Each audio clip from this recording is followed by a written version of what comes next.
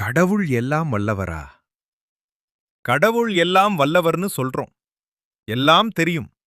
எல்லாத்தையும் செய்ய முடியும். எல்லாரையும் காப்பாத்த முடியும்.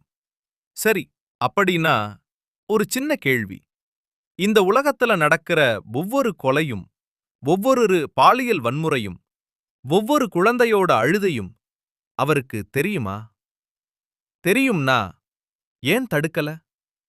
மனிதனுக்கு சுதந்திரம் கொடுத்திருக்காருன்னு சொல்வாங்க. சரி, ஒரு குழந்தைய காப்பாத்துறதால எந்த சுதந்திரம் போயிடும்?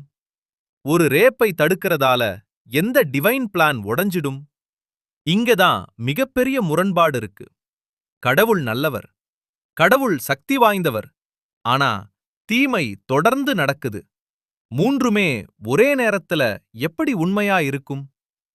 யோசிச்சு பாருங்க. ஒரு செக்யூரிட்டி கார்டு கூட தன்கிட்ட முன்னாடி கிரைம் நடந்தா தடுக்க முயற்சி செய்வான். ஆனா பிரபஞ்சத்தையே படைத்த சக்தி மட்டும் அமைதியா வேடிக்கை பார்க்கிறாரா?